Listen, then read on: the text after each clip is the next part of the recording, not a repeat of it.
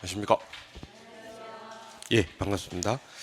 오늘은 25쪽 시장의 균형과 균형의 변화 펴놓으시고 일단 칠판 한번 바라봐 주세요.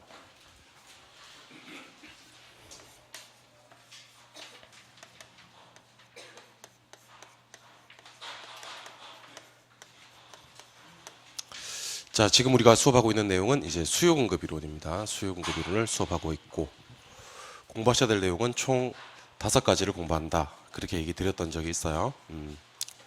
첫 번째로 이제 우리가 보셔야 될 내용이 유량과 절량이에요. 유량과 절량. 유량은 일정 기간 개념이고요. 절량은 일정 시점 개념입니다. 유량 관계되는 경제 변수들과 절량 관계되는 경제 변수들을 기억을 하셔야 됩니다. 이거 자꾸 반복해 하셔서 지금 끝내세요. 예.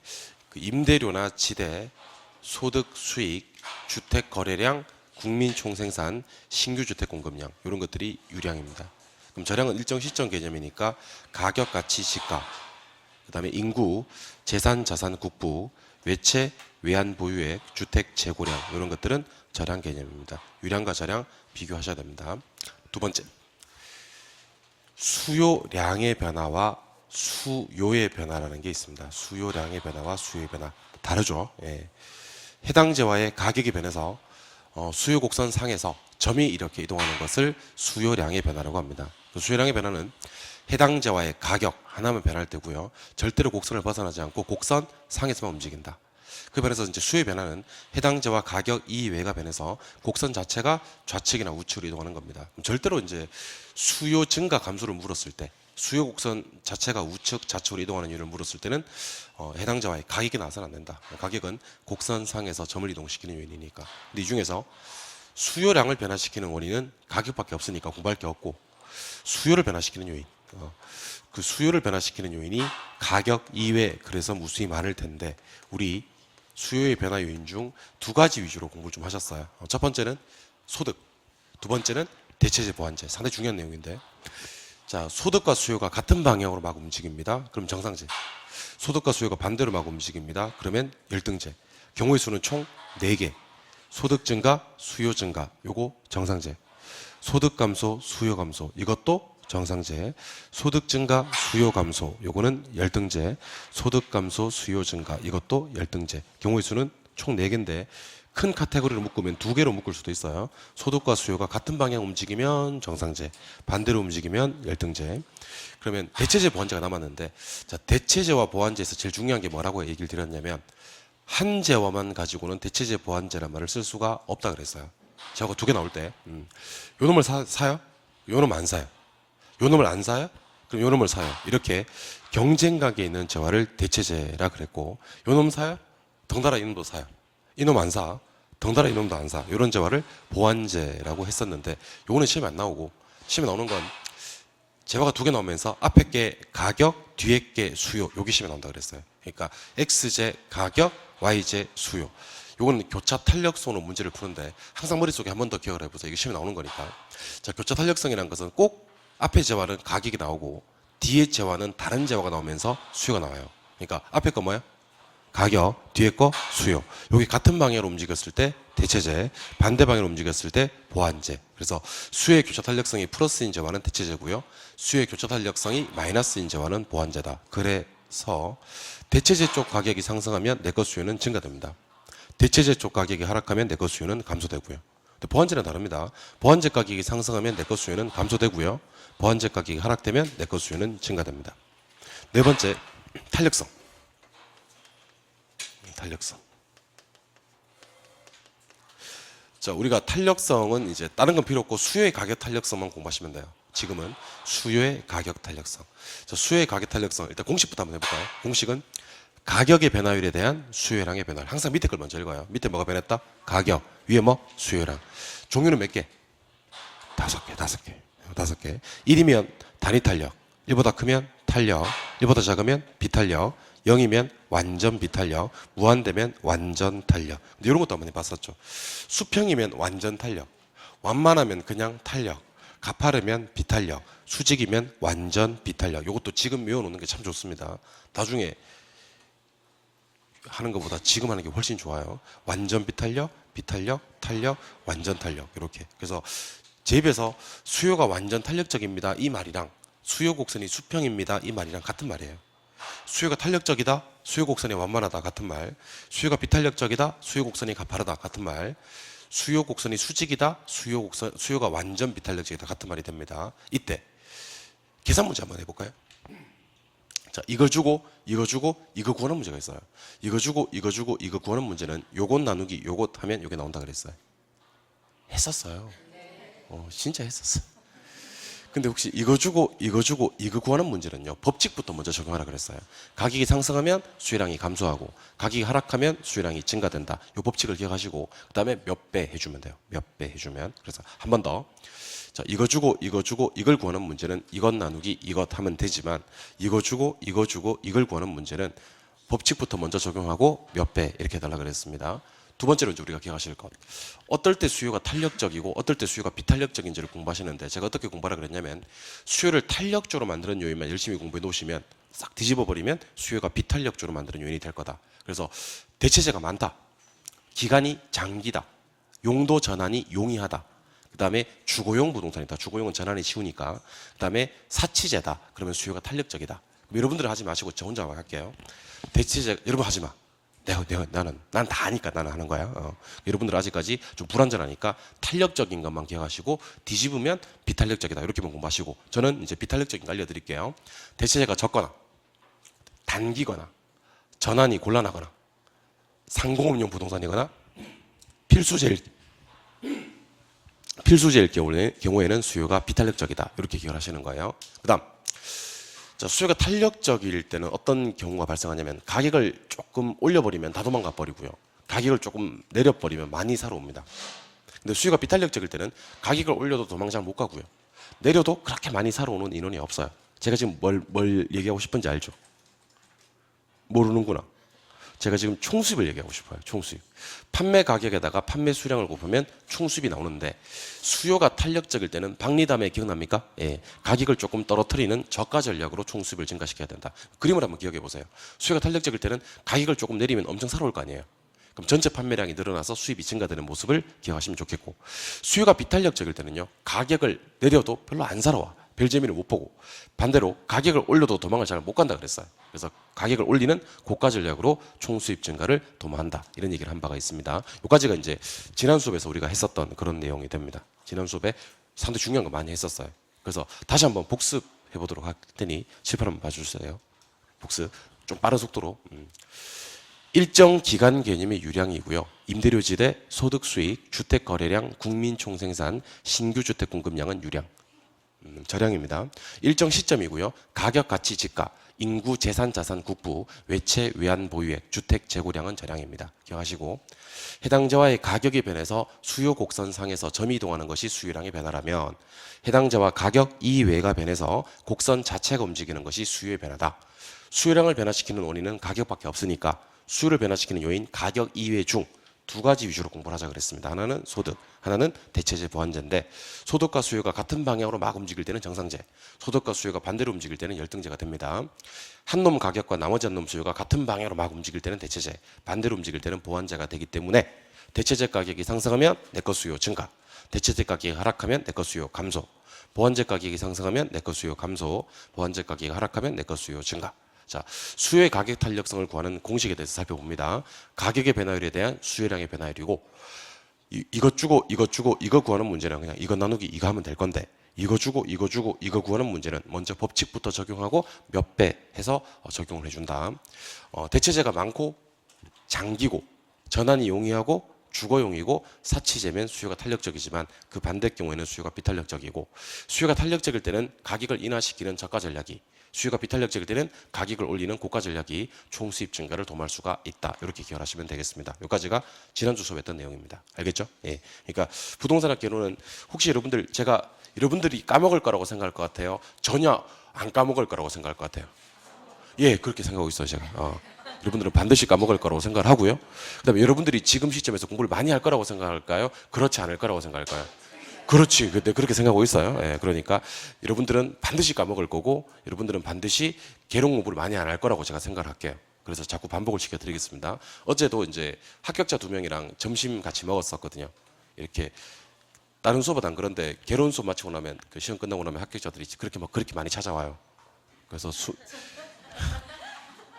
맛집 같은 데 가면 번호표 주는 거 알죠? 예, 번호표 주고 이번 주는 누구, 다음 주는 누구 이렇게 해서 순번표를 주는데 어제도 이제 2분 오셔가지고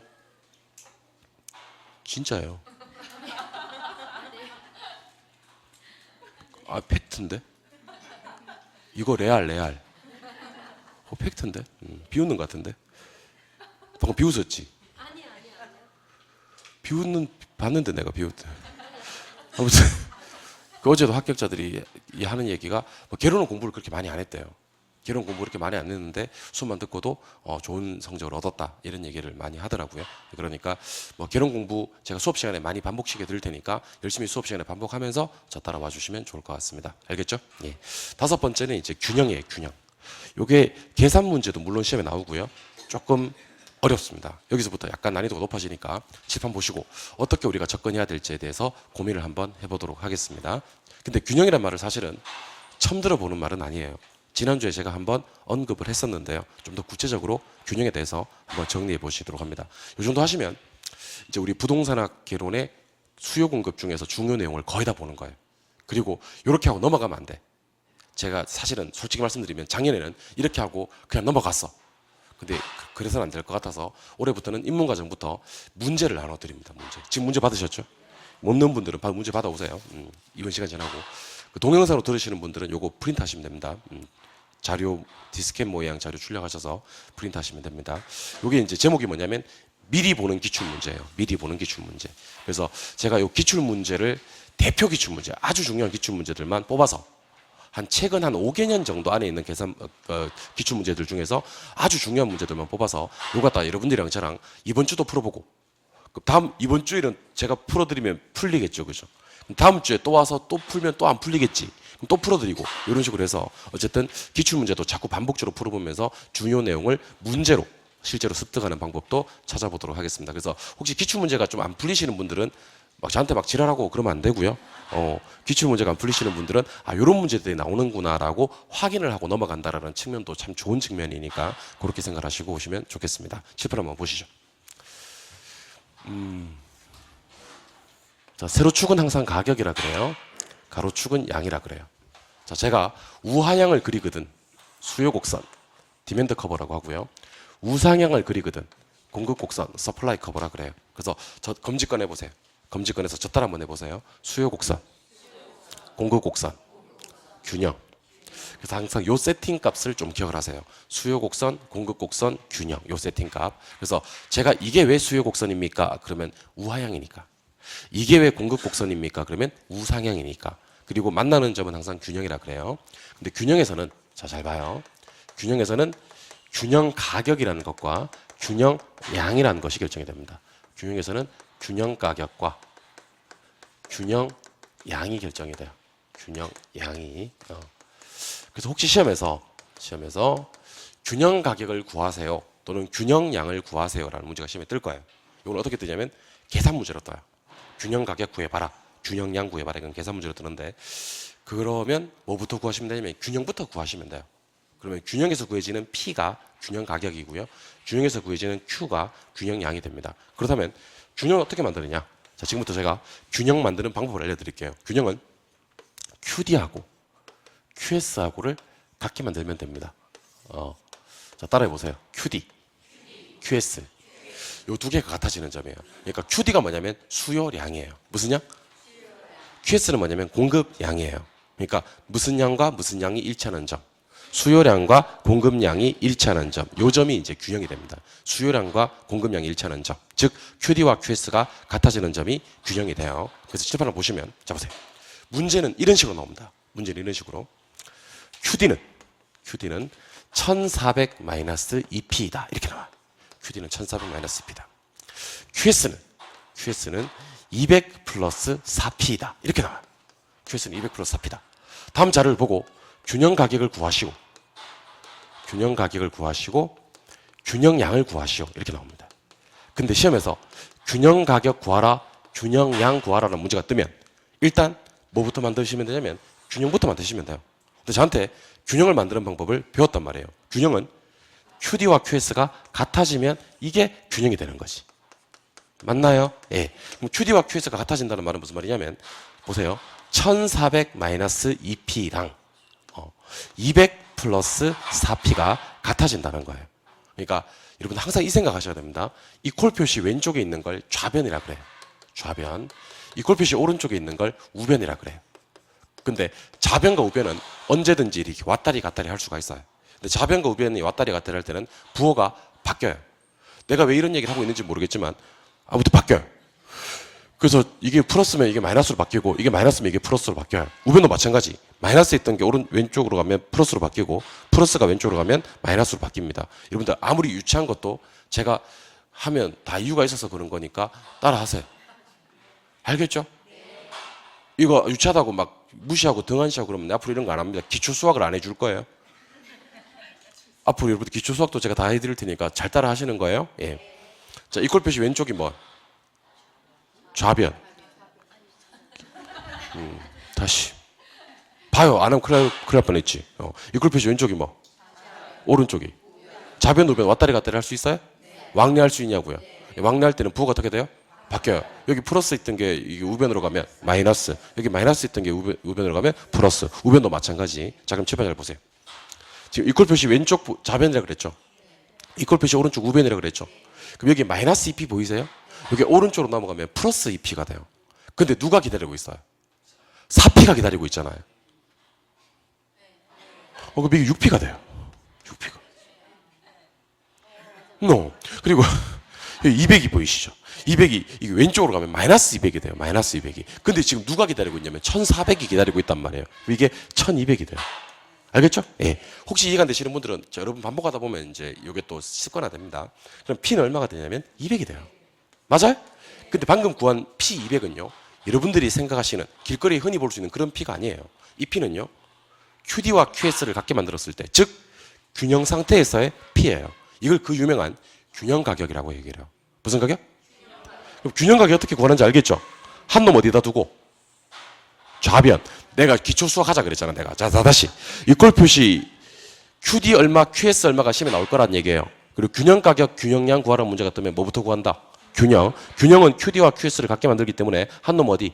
좌변. 한 놈 우변. 왔다리 갔다리 하다 보면 P가 나오겠지. 그 P가 뭐예요? 균형 가격이 됩니다. 그러면 균형 가격 구하라고 했는데 균형 가격은 200이 되는 겁니다. 알겠죠? 근데 혹시 시험에서 이제 균형 양도 한번 구해봐라 이렇게 나오는 거죠. 균형 양도. 그러면 P가 얼마죠? 200이잖아요. 200을 요 P에다가 대입을 하면 뭐가 나오겠어? Q가 나오겠지. 그 Q가 균형 양이 되는 겁니다. 근데 간혹 저한테 선생님 P가 여기도 있고 여기도 있는데 어디다 200을 대입해야 되는데 아무 때나 anywhere 어디다 대입해도 관계없어요. 이 둘은 어차피 말 거니까 같아질 거니까. 그래서 오늘은 첫날이니까 제가 두 군데 다 대입을 해드리겠습니다. 나중에는 시험장 가서는 시간 관계상 한 개만 대입해도 같은 답을 얻을 수가 있으니까 걱정하지 마시고 여기다 200을 대입합니다. 그럼 400이 빠지나요? 그럼 1400에서 400 빼고 나면 균형량은 얼마? 1000개가 되는 거예요. 맞아요? 혹시 또 의심하시는 분들이 계실 수가 있으니까 밑에도 제가 200을 대입해 드릴게요. 여기다 200을 대입하면 800이 더해지나요? 근데 앞에 200이 살아있으니까 얼마야? 1000이 됩니다. 그럼 균형량은 몇 개? 1000개. 이렇게 하시면 돼요.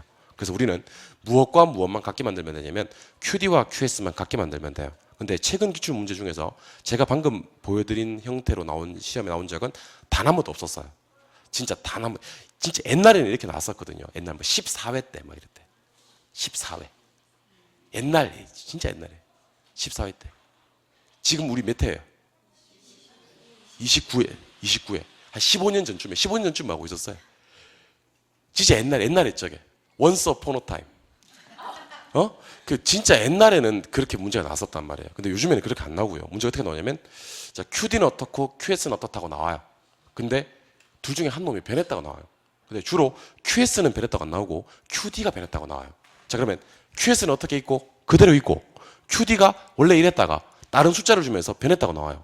그러면 QD하고 QS를 같게 만들어주고 변화된 QD와 QS를 같게 만들어주면 또 가격거량이 나오겠지. 그 다음에 가격은 얼마에서 얼마로 변했고 양은 얼마에서 얼마로 변했는지가 시험에 나오는데 이 말이 무슨 말인지 이해 안 되시는 분들은 일단 가만히 계셨다가요. 좀 이따 저랑 기출문제를 보면서 아, 문제는 이렇게 나오는 거구나라는 것을 저랑 한번 연습을 해볼 거예요. 지금 여러분들은 일단 뭐만 기억하시냐면 시험에서 균형 가격 구하라, 균형량 구하라 할 때는 뭐부터 만들어라? 균형을 만들어. 열심히 대답해 보세요. 열심히 대답하시면 개론은 따로 공부를 안 해도 돼요. 그러니까 1차가 원래 몇 과목인데? 2과목인데 저 열심히 따라 하시면 1차가 한 과목이라니까? 뭐만 열심히 하면 돼? 민법만 열심히 하면 되는 거야. 그럼 여러분들 따라하고 싶은 욕구가 안 생기나요?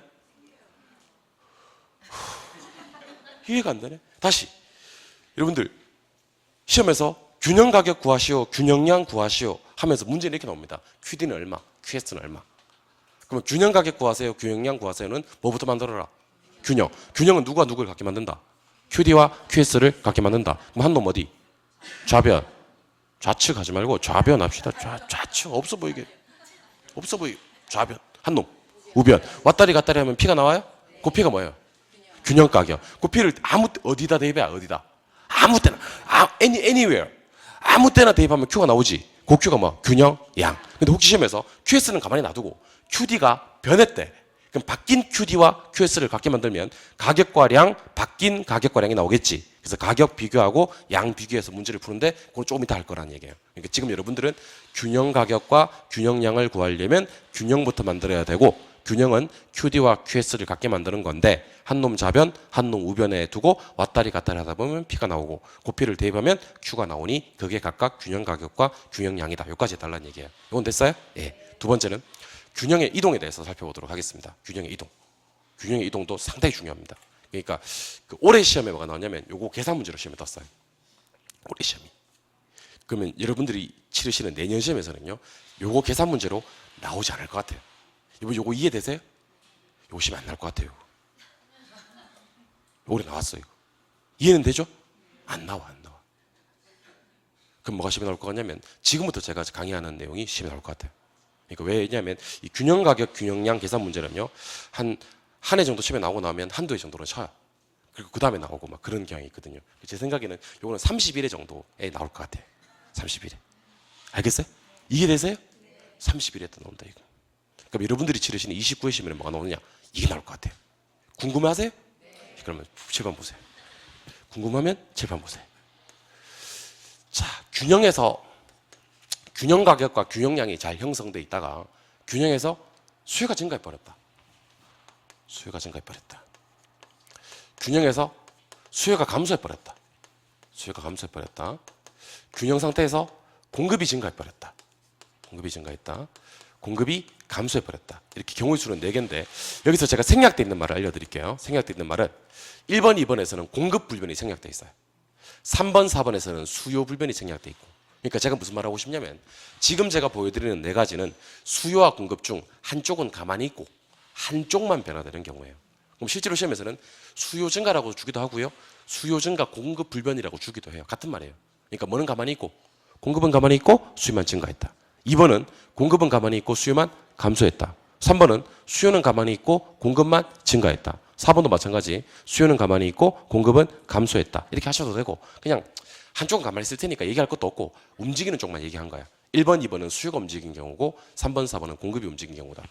근데 여러분들 좀 이따 제가 그림으로 보여드리겠습니다만은 수요나 공급이 움직여버리면 균형점이 이동을 해버려요. 뭐가 이동한다고요? 균형점이 이동을 해버리면 자연스럽게 균형 가격과 균형량도 변할 거거든요. 근데 시험에서 이 균형 가격과 균형량이 어떻게 변하는지를 막 물어요, 여러분들한테. 막 물으면 여러분들이 막 대답하시면 돼요. 자, 그러면 제가 일단 그래프를 그려서 한번 보여드릴 테니까 칠판 한번 바라봐 주시기 바랍니다. 원래 그 입문 과정에서는 상상도 못할 정도로 난이도 높은 것까지도 지금 한번 해보려고 그래요, 여러분들하고 저랑. 알겠죠? 그리고 문제도 한번 풀어보고 그렇게 한번 진행해 보려고. 이번 주부터는 계속 문제 나갑니다. 이번 주부터는 우리가 좀 배웠기 때문에 한 2주 정도 배웠기 때문에 이번 주부터는 계속 문제 나갑니다. 문제 뭐가 나올지 궁금하죠? 예, 결석하지 마시고 열심히 따라오시기 바랍니다. 그러면 이렇게 수업 한 5주, 6주 정도 입문과정 듣고 나면요. 그 1월달, 2월달 처음 오시는 분들에 비해서는 훨씬 앞서가는 거지. 벌써 저기 기출문제를 갖다가 굵직굵직한 기출문제들을 몇 개나 풀고 그걸 몇 번이나 반복하고 했는데 당연히 남들보다 훨씬 앞서가겠지. 남들보다 훨씬 앞서가시려고 2달 먼저 나오신 거 아닙니까? 그죠? 예, 우리는 얼리버드니까요. 자, 칠판 보세요.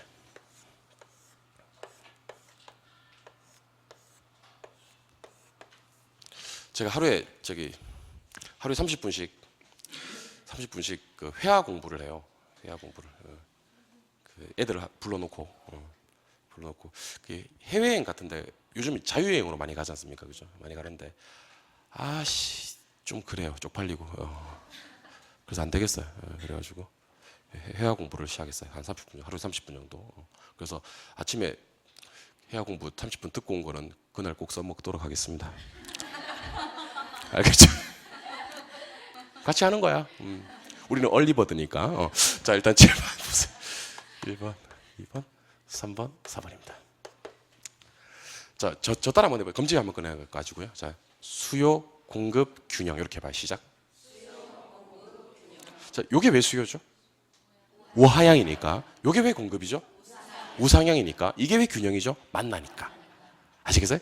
수요, 공급, 균형. 생활하셔야 됩니다. 그러니까 1년 동안 우리 공인중개사 공부하는 내내 특히 부동산학교 이런 시간에서는 제가 제 손에서 이런 말이 나오면 수요, 요건 공급, 요건 균형 이렇게 우하향은 수요, 우상향은 공급, 만나는 거 균형. 그래서 제가 4개를 세팅해 드릴 테니까 7번 보세요. 자, 수요, 공급, 균형, 수요, 공급, 균형, 수요, 공급, 균형, 수요, 공급, 균형 이렇게 할 거예요. 자, 그런 다음에 1번이 뭐냐면 수요 증가예요. 그럼 7번 잘 보세요. 7번 잘 보세요. 이게 수요 맞습니까? 2번도 잘 보세요. 이게 수요 맞습니까? 이게 왜 수요입니까? 우하향이니까. 그리고 알고 계시겠지만 증가는 좌측, 우측? 우측. 그거 알죠? 감소는 좌측. 우리 지난주에 우하향 수요 곡선, 우상향 공급 곡선 만나는 점을 균형한 다음에 가격 상승 하락 그랬고 양 증가 감소 그랬어. 그러면서 제가 우측 가면 무조건 증가, 좌측 가면 무조건 감소 이런 얘기 한 적이 있습니다. 기억나시죠? 예. 그러면 수요가 증가되면 결따라. 자, 결따라라는 말을 제가 많이 합니다. 결따라 좌측으로 밀어요, 우측으로 밀어요. 수요가 증가될 때는 이 수요 곡선을 우측으로 밀어요. 그럼 결따라 이렇게 됩니다. 보고 계십니까? 그럼 여기 있던 균형점이 일로 갈 거 아니에요? 아니 수요가 증가되니까 균형점 여기 있던 게 일로 갈 거 아니야? 가격이 뭐 되는 거예요? 상승하는 거예요. 상승하는 거예요. 상승하는 거예요. 없어 보이게 그러지 말고 가격은 상승하는 거예요. 상승하는 거예요? 예. 양은요? 증가되는 거예요.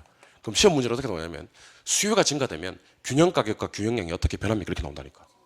그럼 수요가 증가되면 가격은 상승하고 양은 증가된다 이렇게 얘기하시면 됩니다. 아시겠어요? 그럼 수요가 감소되었다. 자 보세요. 이게 수요 곡선이잖아요. 결따라 좌측으로 딱 밀면 됩니다. 결따라. 그러면 여기 있던 균형점으로 갈 거 아니에요? 대답은 여러분들이 해주세요. 가격은 뭐하고? 하락하고 양은 감소한다 이렇게 해주시면 돼요. 결국 수요가 증가되면 가격은 상승하고 양은 증가되고요. 수요가 감소되면 가격은 하락하고 양은 감소됩니다. 그런데 공급이 증가되었다, 공급이 감소되었다 전혀 다른 얘기를 해야 됩니다. 자, 이게 공급 곡선 맞습니까? 이게 공급 곡선 맞냐고요? 왜 방금 제가 얘기했던 게 공급 곡선이에요? 우상향하니까. 이렇게 대화가 되면 저도 참 좋고 여러분들도 참 좋은 거예요. 이제 배운 사람들이 되는 거예요. 누가 이걸 공급곡선이라고 하겠습니까? 우리 배운 사람이니까 공급곡선이라고 하는 거지. 이게 왜 공급곡선이에요? 우상향하니까. 대화의 질이 좋아졌잖아요. 이게 공급곡선이죠. 증가는 좌측, 우측?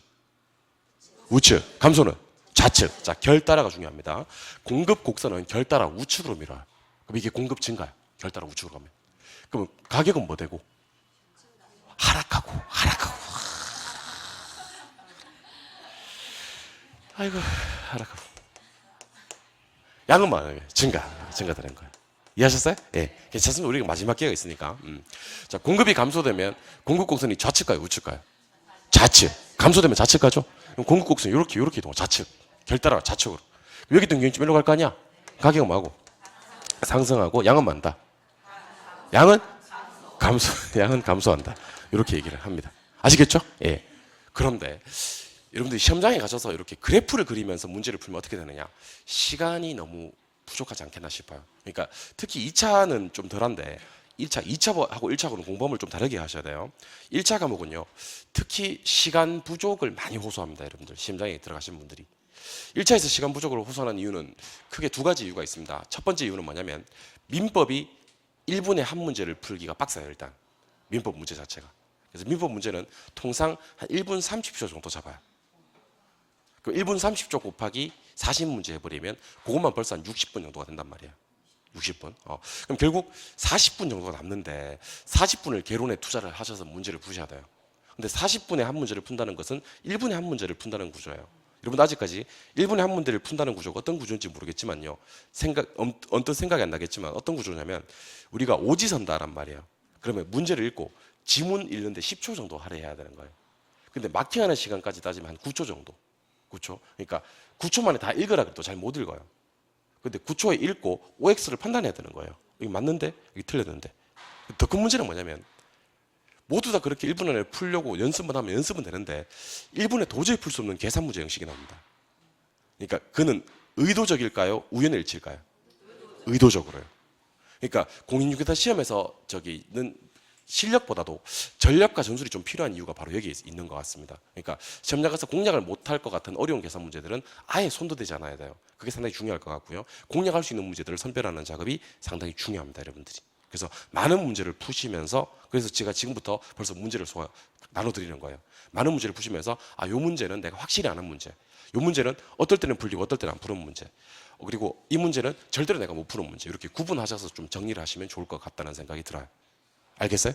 예. 그러니까 시험장 가셔서 1분에 한 문제를 풀어야 되는 부동산학 개론에서 이 그래프를 그리다가는, 그러니까 만약에 이렇게 나올 거예요. 1번이 수요가 증가되면 가격과 양은 어떻게 됩니까? 2번 지문이 수요가 감소되면 가격과 양이 어떻게 됩니까? 문제가 이렇게 나올 건데, 문제 나올 때마다 그래프를 다 그리다가는 패가망신하는, 패가망신. 절단 나는 거지. 알겠죠? 예. 그럼 어떻게 해야 되느냐? 그래프를 그리지 않고 문제 푸는 방법을 갖다가 저랑 한번 연구해 보자는 겁니다. 제가 요거 5년 연구했어요. 그래프 그리지 않고 문제 푸는 방법을 5년 연구했고 그 연구 결과가 나왔어요. 그래서 그 연구 결과를 여러분들한테 지금부터 공개합니다.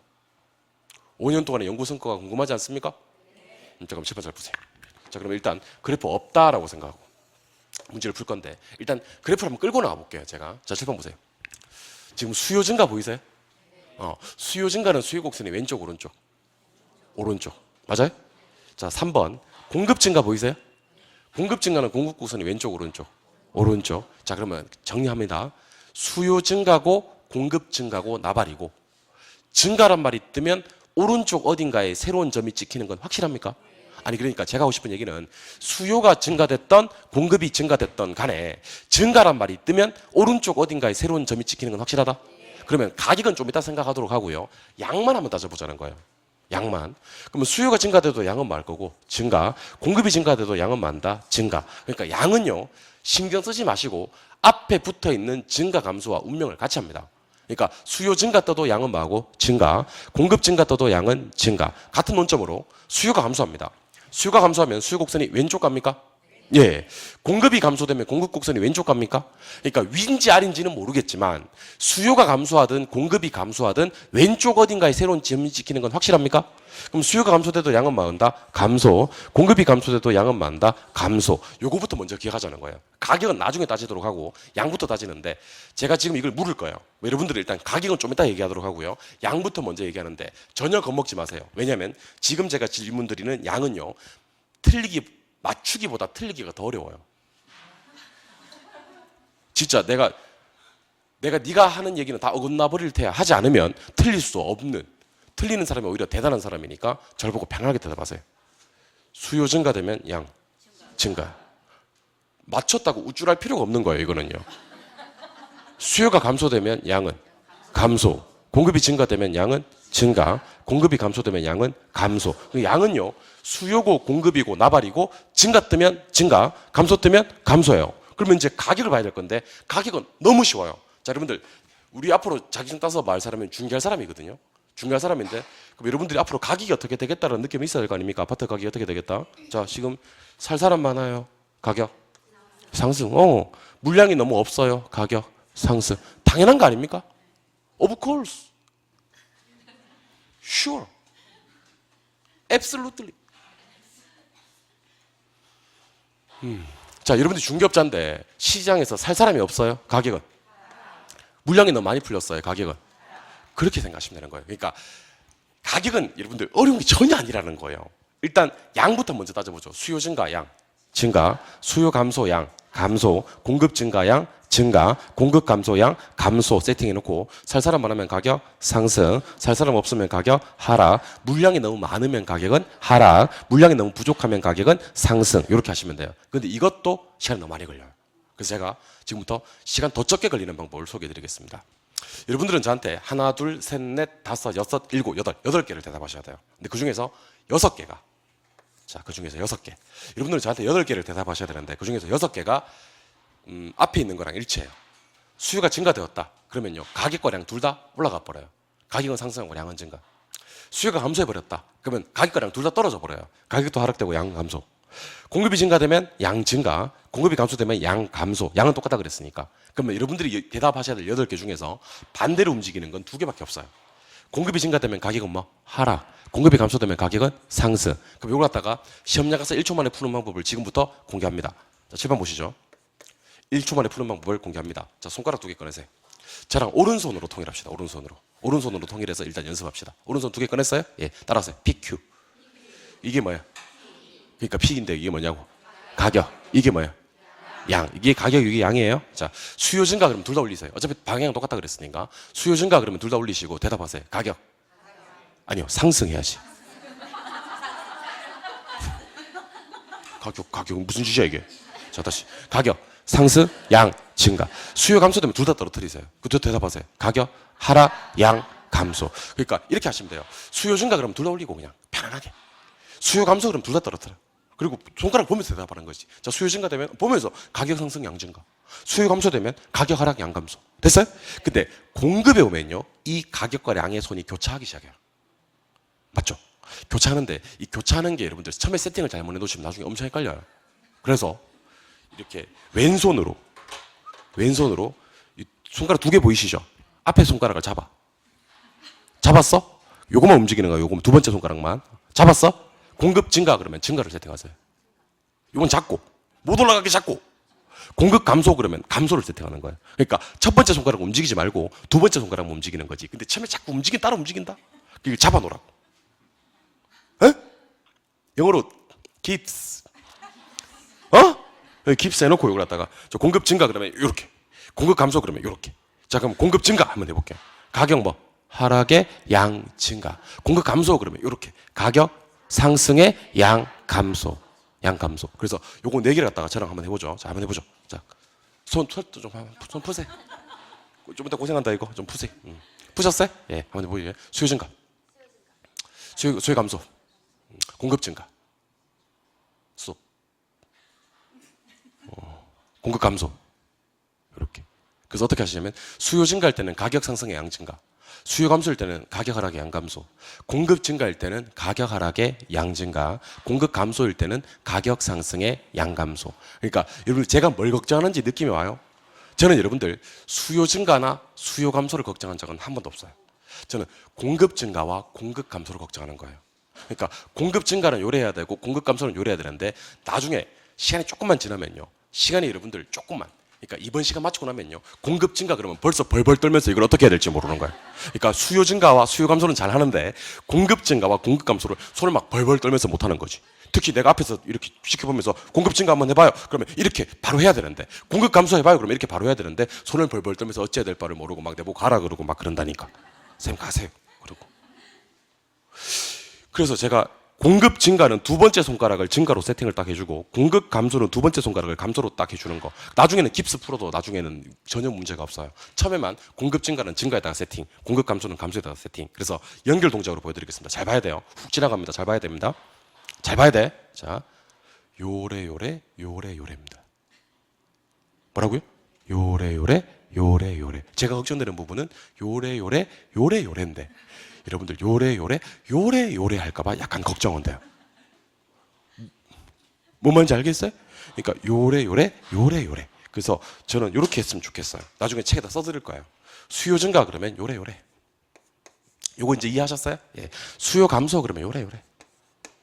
공급 증가 그러면 요래인데 이 요래 이 두 번째 손가락에 힘을 줘서 액센트를 좀 더 줘서 기억을 하셨으면 좋겠고 공급 감소는 어차피 손은 교차니까 요래인데 감소 어차피 공급이 감소되면 양은 감소할 거니까 두 번째 손가락을 감소에다 세팅하는 게 이 문제의 핵심이란 겁니다. 그래서 남들 그래프 하나 그릴 때 수요 증가되면 가격 상승되고 양 증가된다. 이 그래프 하나 그릴 때 우리는 네 문제들이 다 풀어버리는 거예요.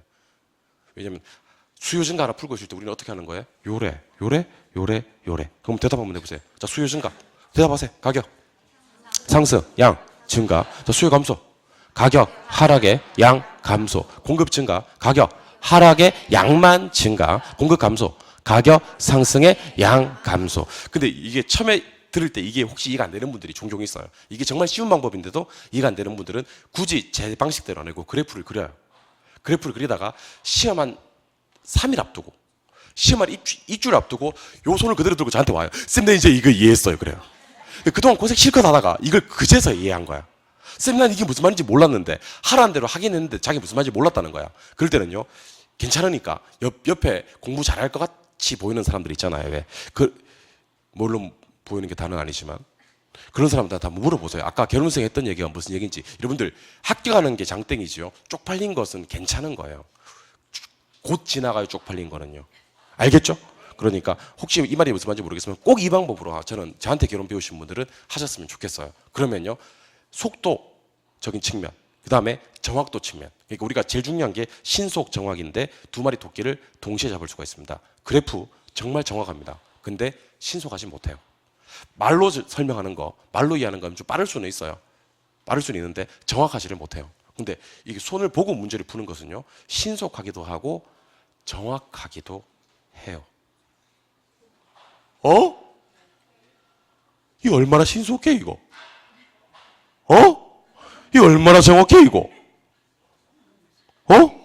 그렇게 이해를 하시는 거예요. 그래서 우리 기념으로 마지막으로 한 번만 더 해봅시다. 수요 증가, 수요 감소, 공급 증가, 공급 감소.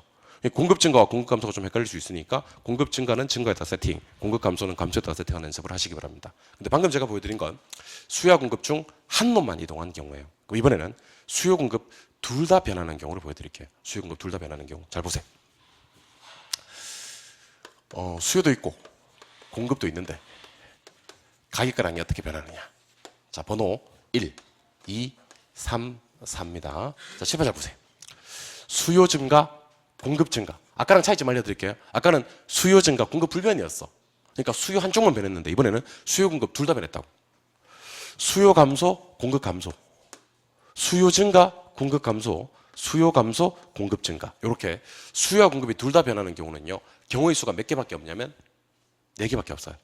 수요 공급이 둘 다 증가되거나 수요 공급이 둘 다 감소되거나 수요 증가, 공급 감소되거나 수요 감소, 공급 증가되는 경우가 있어요. 자, 그러면 또 여러분들의 오른손 2개 꺼내주세요. 그리고 제가 하라는 대로 한번 해보세요. 자, 마음의 준비하셨어요? 예. 자, 출발합니다. 자, 수요 증가. 손 이렇게 하고 계세요? 하고 계시냐고? 공급 증가. 벌벌 떨지 말고 두 번째 손가락을 증가라고. 공급 증가. 그럼 가격 하락의 양 증가 이렇게 되시나요? 다시 수요 증가는 어떻게? 가격 상승의 양 증가. 공급 증가는 어떻게? 가격 하락의 양 증가. 자, 이걸 좀 보세요. 수요 증가되면 가격 상승의 양 증가죠. 근데 공급 증가되면 가격 하락의 양 증가죠. 그럼 공통점을 찾아볼게요. 양이 뭐 되는 건? 증가되는 건 확실하잖아요. 그래서 자신 있게 얘기하세요. 양은 많다. 증가된다. 맞아요?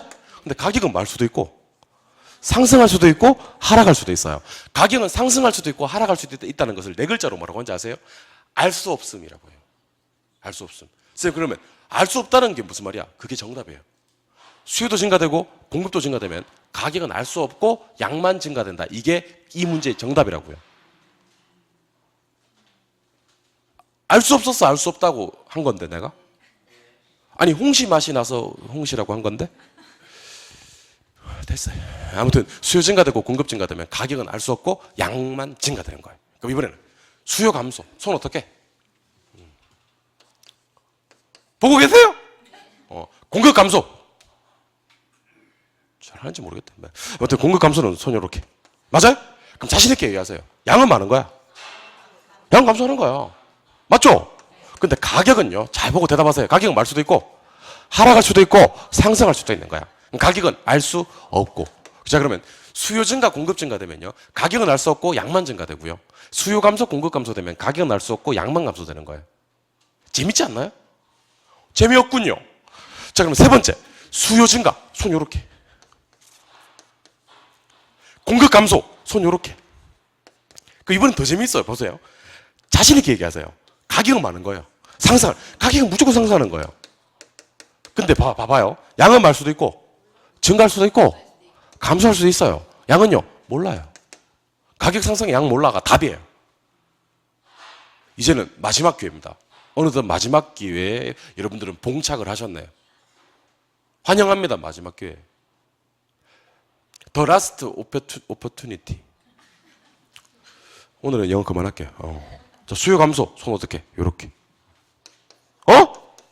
공급 증가. 공급 증가. 그럼 손 어떻게? 요렇게. 이거 하고 있어요, 이거 지금 이거? 이렇게 하고 있어요?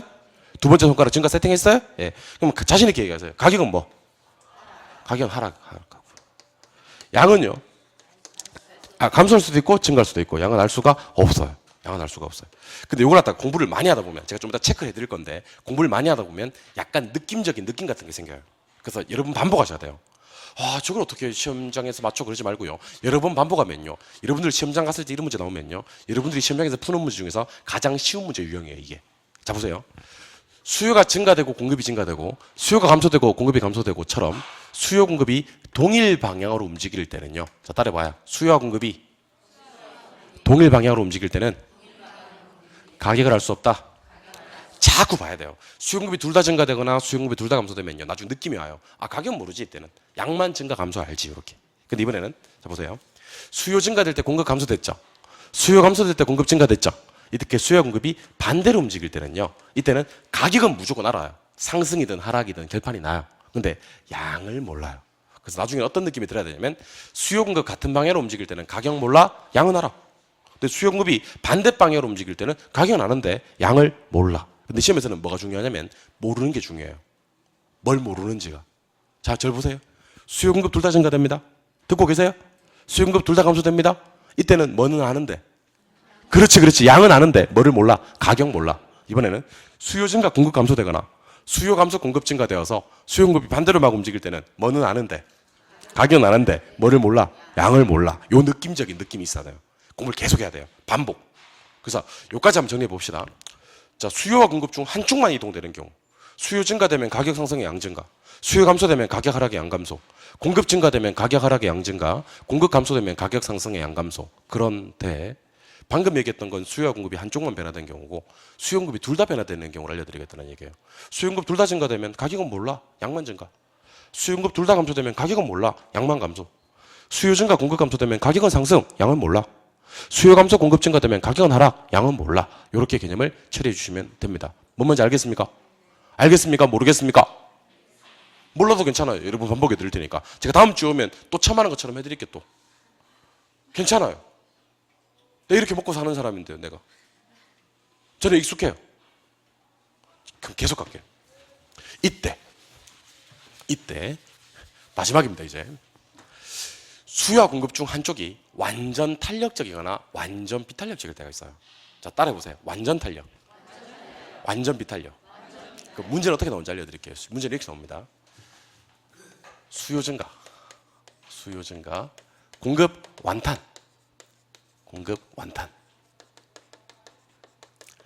수요 증가. 공급 완비.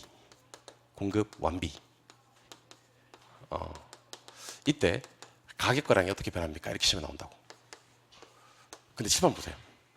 자, 완전 탄력이란 표현에 대해서 여러분들이랑 저랑 얘기를 좀 해봐야 됩니다. 완전 탄력일 때는요, 기울기가 수평선이 나와요. 무슨 선? 자, 그럼 제가 방금 공급이 완전 탄력적이다 그랬죠? 그럼 공급 곡선이 이렇게 수평이 나요. 수평이. 원래 공급 곡선은 어떤 모양인데? 우상향인데 공급이 완전 탄력적일 때는 우상향하지 않아요. 공급이 완전 탄력적일 때는 수평이 돼요. 그리고 수요가 뭐 했대요? 증가. 자, 여러분들 보세요. 잘 대답하세요. 이게 수요 곡선 맞습니까? 이게 왜 수요 곡선입니까? 우하향이니까. 근데 수요가 뭐 했대 지금? 증가. 그럼 왼쪽 오른쪽. 그럼 수요 곡선이 이렇게 갈 거 아니야? 그럼 여기 있던 균형점 일로 갈 거 아니야? 자, 그래프 보고 대답하세요. 가격. 불변합니다. 불변합니다. 환장하겠다. 자, 가격이 위로 갔어요? 아래로 갔어요? 안 갔어요. 가격은 위로도 아래도 안 갔어요. 가격은 불변. 양은 증가. 답이요. 가격 불변의 양 증가입니다. 이거는 매우 중요합니다. 매우 중요. 자, 이번에는 공급이 완전 비탄력. 제발. 완전 비탄력 보이세요? 그럼 공급 곡선이 수직선이 나와요. 원래 공급 곡선은 어떤 모양인데? 상향하는데 공급이 완전 비탄력이기 때문에 공급 곡선이 수직이 나온다고요. 근데 수요가 뭐 했다? 증가. 여러분 이게 수요 곡선 맞나요? 맞냐고 이게? 근데 수요가 증가되면 왼쪽 오른쪽 그럼 이렇게 갈 거예요. 맞아요? D-로. 그러면 자, 대답하세요. 가격은? 가격이 상승해요. 근데 양은요? 불변입니다. 맞아요? 그럼 이렇게 그래프를 그리면 이 문제를 풀 수는 있어요. 근데 제가 그랬잖아요. 그래프 그리는 개수랑 합격률은 정확히 반비례합니다. 여러분들 그래프를 시험에서 최대한 적게 그리셔야 돼요. 쌤, 그러면 우리 결혼해서 그래프를 한 개도 안 그리고 문제를 다 풀 수 있느냐? Of course. Absolute. 영어 안 쓰기로 했지. 당연하죠, 여러분들. 그래프를 한 개도 안 그리고 문제를 풀 수가 있습니다, 여러분들. 자, 그러면 어떻게 하시냐면 일단 들어는 보세요. 문제 푸시다가 한 놈이 완전 탄력이란 말이 나왔어요. 문제 푸시다가 혹시 한 놈이 완전 비탄력적이란 말이 나왔어요. 완전 비탄력. 일단 당분간 암기할 때 이렇게 암기하세요. 자, 따라해보세요. 완전 탄력. 자, 완전 탄력적일 때는 보니까 기울기가 어떤 모양 같은 느낌상 수평인 같이. 자, 따라해보세요. 완전 비탄력 해봐요. 시작. 자, 당분간 보니까 완전 비탄력은 기울기가 뭘 것 같은 느낌에 수직일 것 같지. 알겠죠? 아니 쌤, 왜 완전 탄력적일 때 수평이 되고 왜 완전 비탄력적일 때 수직이 되는지를 갖다가 이론적으로 설명을 해줘야지 이렇게 야매로 이렇게 접근하면 어떻게 하시는 분들이 계신데, 여러분 이 바닥 그래요. 이 바닥 원래 그런 바닥이에요. 알겠죠? 그 완전 탄력적일 때 일단 기울기가 뭐고? 수평이고, 완전 비탄력적일 때는 기울기가 뭐예요? 수직. 그러니까 이걸 갖다가 글자로 표현할 수 있어야 돼요. 저는 여러분들이 아는지 모르는지를 모른단 말이야. 그러니까 글자로 얘기해야 돼요. 완전 탄력적일 때는 기울기가 수평. 수만 하면 안 되고, 완전 탄력적일 때는 기울기가 수평, 완전 비탄력적일 때는 기울기가 수직. 차라리 수를 안 하더라도 평과 직은 하세요. 수 하지 말고. 수 하지 말고.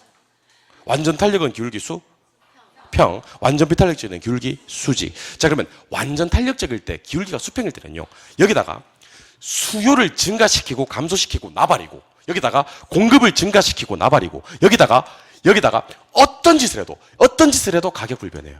뭐 불변? 가격 불변. 그러니까 한 놈이 수평일 때는요, 가격이 변할 수가 없어요. 근데 한 놈이 완전 비탄력적, 즉 수직일 때는요, 여기다가 수요 곡선을 증가시키고 감소시키고 나발이고, 여기다 공급 곡선을 증가시키고 감소시키고 나발이고, 가격만 상승 하락을 하지 양은 절대로 변할 수가 없어요. 그래서 이때는 양 불변 이렇게 처리를 합니다. 그래서 저랑 여러분들이랑 그래프 안 그리고 문제를 풀고 싶으시면요, 팔을 한번 적극적으로 활용을 해보도록 합시다. 완전 탄력이면 수평 확 찍으세요. 찍었어요? 그리고 내가 찍은 게 뭔지 보세요. 내가 찍은 게 뭐야? 그거 불변해 주면 돼요. 그거 내가 지금 보고 있는 거 있잖아. 찍고 나서 보라고. 그거 불변해 주면 돼요. 완전 탄력일 때는 뭐 불변? 가격 불변. 불변만 외치면 안 되고 뭐가 불변인지 얘기해야지. 완전 탄력일 때는 뭐 불변? 가격 불변. 완전 비탄력일 때는 수직으로 콱 찍으세요. 콱 찍고 내가 찍은 게 뭔지 보라고. 이게 뭐야 이게? 양 불변. 이렇게 내가 찍은 걸 보고 그걸 불변으로 외쳐주면 된다는 겁니다. 뭔 말인지 알겠어요? 완전 탄력일 때는 뭐 불변? 가격 불변. 완전 비탄력일 때는 양 불변. 그럼 그래프 그리지 않고 문제 푸는 방법 소개해 드릴 테니까 그래프 다 지워버리겠습니다. 어차피 시험장에서는 그래프 그리지 않을 테니까. 그래프 지웠습니다. 답도 지우겠습니다. 자, 일단 대답해봐요. 일단 수요가 뭐 되면, 증가되면 손 어떻게? 요렇게. 원래는 가격 뭐 상승, 양 증가. 다시 원래는 뭐가 답이라고? 가격 상승, 양 증가가 답이라고. 근데 공급이 완전 탄력적일 때 수요가 증가되면 완전 탄력. 자, 완전 탄력. 가격 불변해야지. 가격 불변해야지. 내가 완전 탄력한데 여러분들도 완전 탄력하면 어떡해? 완전 탄력. 가격 불변해놓고 수요가 뭐 있으니까? 증가했으니까 양은 증가. 이렇게 얘기를 해달라는 얘기예요. 완전 비탄력. 아니 내가 완전 비탄력하면 여러분들로 완전 비탄력하지 말고, 내가 내 입에서 완전 비탄력하면 여러분들 보면서 양불변 이렇게 해달라는 거지. 아우 깝깝해 죽겠네 진짜. 괜찮아요 여러분들. 내가 여러분들 모른다고 생각할 거니까. 근데 봐봐 이게 했잖아. 이거 완전 비탄력 양불변. 근데 수요가 증가했으니까 가격은 뭐 상승. 그래프를 한 개도 안 그리고 문제를 풀 수 있다는 얘기예요. 아시겠어요? 완전 탄력적일 때는 뭐 불변해놓고, 가격 불변해놓고, 수요가 증가했으니까 양은 뭐 할 거다? 증가할 거다. 완전 비탄력적일 때는 뭐 불변해놓고, 양 불변해놓고, 수요가 증가했으니까 가격은 뭐 할 거다? 상승할 거다. 그러면 총 복습 한번 해보도록 하겠습니다. 절 보세요. 여러분들 일로 와 주세요. 우리 이번 시간에 균형 공부했습니까? 균형은 두 개를 공부했습니다. 하나는 균형 계산, 하나는 균형 이동. 여러분들 저랑 공부한 건 이거예요. 그러면 일단 균형 계산부터 소개해 드리겠습니다. 시험에서 균형 가격과 균형 양을 계산하시오라는 문제가 뜨면 균형부터 만들어 주시면 돼요. 균형은 QD와 QS를 같게 만들면 돼요. 한 놈 좌변, 한 놈 우변. 왔다리 갔다리 하다 보면 P가 나와요. 그 P가 균형 가격이고요. P를 아무 때나 대입을 해요. 그럼 Q가 나올 거거든요. 그 Q가 균형량입니다. 됐나요? 두 번째, 균형이 이동하는 경우의 수는 세 가지입니다. 첫 번째, 수요와 공급 중 한쪽만 이동하는 경우. 두 번째, 수요 공급이 둘 다 이동하는 경우. 세 번째, 수요와 공급 중 한 놈이 완전 탄력적이거나 완전 비탄력적인 경우. 그럼 첫 번째 경우의 수, 수요와 공급 중 한 놈만 이동되는 경우에 대해서 살펴보도록 하겠습니다. 수요가 증가되면 가격 상승의 양증가가 됩니다. 수요가 감소되면 가격 하락의 양감소가 되고요. 공급이 증가되면 가격은 하락하고 양만 증가돼요. 공급이 감소되면 가격 상승의 양감소가 됩니다. 수요 공급 둘 다 증가돼 버리면 가격은 모르고 양만 증가합니다. 수요 공급 둘 다 감소해 버리면 가격은 모르고 양만 감소해요. 수요 증가 공급 감소되면 가격은 상승하는데 양을 몰라요. 수요 감소 공급 증가되면 가격은 하락하는데 양은 몰라요. 수요와 공급 중 한 놈이 완전 탄력적일 때는 가격 불변이고요. 수요와 공급 중 한 놈이 완전 비탄력적일 때는 양 불변이다. 기억해 주셨으면 좋겠습니다. 자, 그러면 교재는 어떻게 표현되어 있는지 가보도록 할게요. 교재 25쪽입니다. 25쪽. 자, 교재 25쪽 보고 계세요? 25쪽 보시니까 그래프 한번 구경해 보세요, 여러분들. 지금 그래프 보고 계세요? 그래프 보고 계세요? 그래프 보니까 우하향 보이시죠? 우상향 보이시죠? 만나는 점 E 보이세요? E 옆에다 쓰세요. E 옆에다가 균형. 균형 쓰셨어요?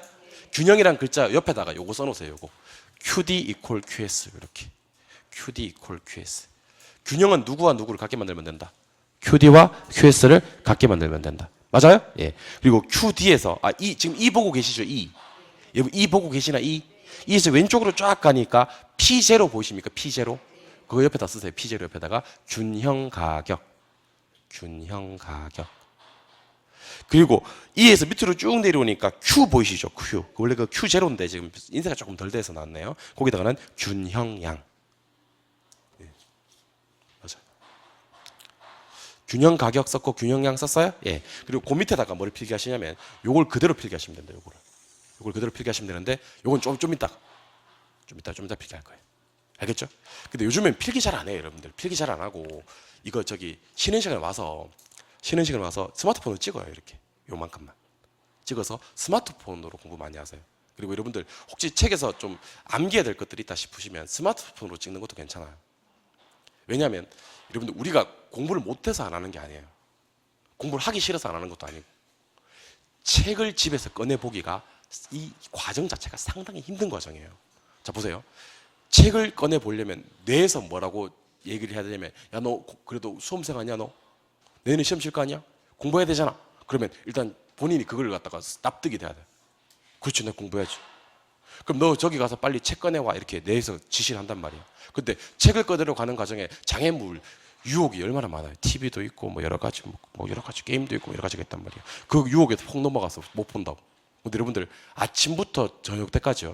특히 잘 때까지 계속 보고 있는 건 뭐냐면 스마트폰을 계속 보고 있단 말이야. 그래서 스마트폰을 꺼내서 보는 건 어렵지 않단 말이지. 사진으로 찍어서 갤러리 들어가면 내가 찍어놓은 사진을 볼 수 있잖아요. 그죠? 그래서 사진으로 이렇게 좀 키워가지고 반복해서 보면요. 그게 짜투리 시간 활용하는데 상당히 효과적입니다. 근데 여러분들 제가 이거 나중에 공부하는 방법적인 측면이니까 좀 알려드릴게요. 하지 말까? 알려드릴까? 알려줄까요? 내가 상당히 신선하고 좋은 방법 많이 알고 있는데 어떻게 좀 알려드려요? 그 스마트폰을 찍을 때 유의할 점은요. 그 한 주에 암기해야 될 분량을 정하세요.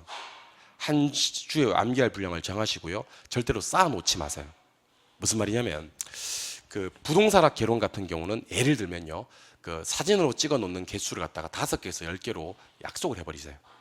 5개에서 10개로.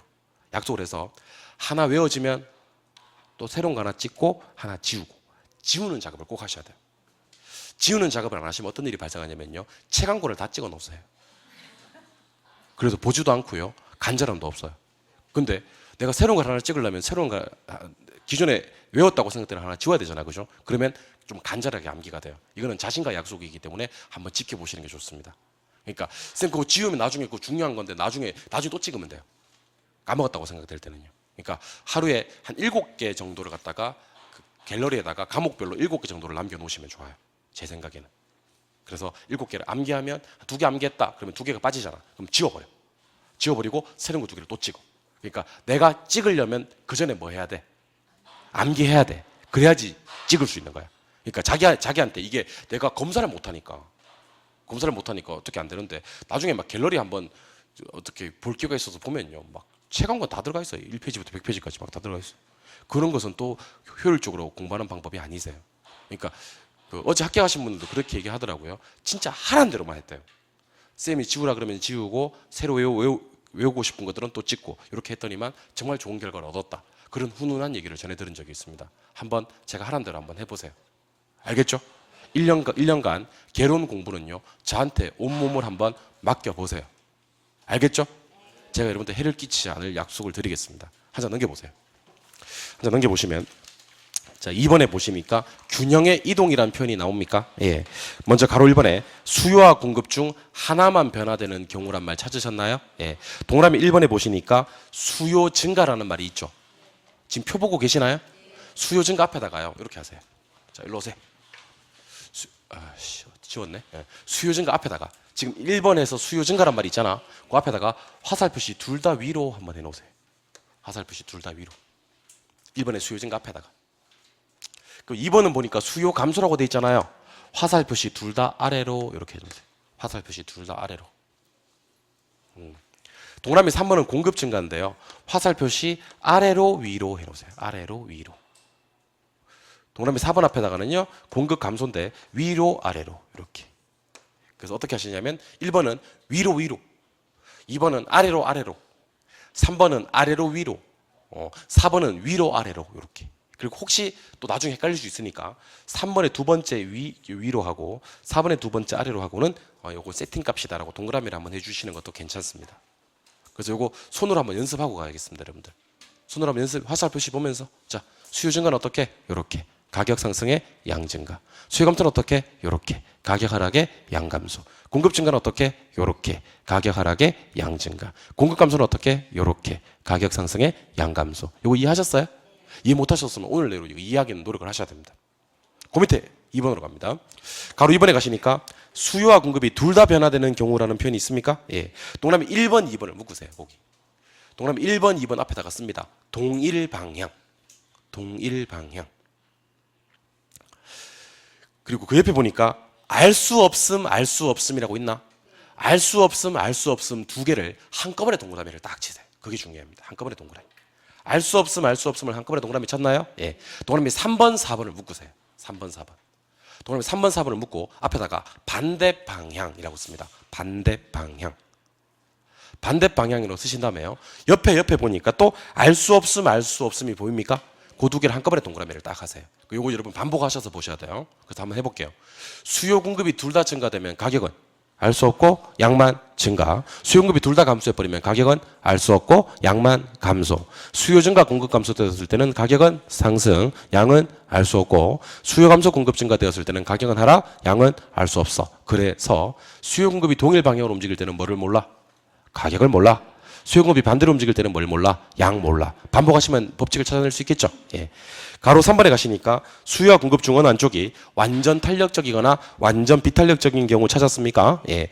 1번에 동그라미 좀 하세요. 1번에 완전 탄력 동그라미 하고 그 옆에 불변 동그라미 하고 2번에 완전 비탄력 동그라미 하고 그 옆에 불변 동그라미 하고 그 옆에 불변 동그라미 하고 3번 똑같습니다. 완전 탄력 동그라미 하고 그 옆에 불변 동그라미 하고 4번에 완전 비탄력의 동그라미 하고 그 옆에 불변 동그라미 하고. 그래서 대답 좀 해주세요. 완전 탄력일 때는 뭐 불변이고 보니까 가격 불변이고 1번 3번 똑같죠. 예. 완전 비탄력적일 때는 뭐 불변이고 양 불변이고 2번 4번 똑같죠. 예. 그렇게 하시고 다시 앞으로 한 장을 넘기세요. 다시 앞으로 한 장을 넘기셔서 25쪽 제일 하단부에 요 내용 방금 제가 소개해드렸던 QD는 얼마, QS는 얼마, 균형 가격, 균형량 도출하는 과정까지도 필기를 한번 해두셔도 좋고요. 그 밑에 필기를 하셔도 좋고 책을 꺼내볼 자신이 없는 분들은요 스마트폰으로 한번 찍어보는 것도 앞에 나오셔서 다 한번 찍어보는 것도 괜찮을 것 같습니다. 동영상으로 보시는 분들도 아마 동영상은 캡처가 안 될 거예요. 보안 때문에. 그래서 동영상 화면을 갖다가 요렇게 요 화면을 갖다가 한번 딱 찍고 아 균형 가격과 균형량을 이렇게 구하는 거구나. 요건 오늘 한번 암기해 보시고 하나 더 팁을 드리면 26쪽에 그 저기 지금 나와 있는 내용이잖아요. 그거 전체 스마트폰으로 한번 찍어 보시는 것도 좋습니다. 26쪽 전체를 27쪽은 필요 없어요. 26쪽만 약간 크게 해가지고 스마트폰으로 찍고 여러분 반복해서 보시면 좋습니다. 어느 순간인가 담기되어 있을 겁니다. 자기 전에도 보고 얼마나 아름다운 모습입니까? 균형의 이동 공부하다가 픽 쓰러져서 자고 아침에 일어나고 얼마나 아름다운 모습입니까? 공부하다가 손에 공부한 채로 잠이 들고 무조건 합격하겠죠. 좀 쉬었다가 그 유명한 투자론으로 들어가도록 하겠습니다. 쉬겠습니다.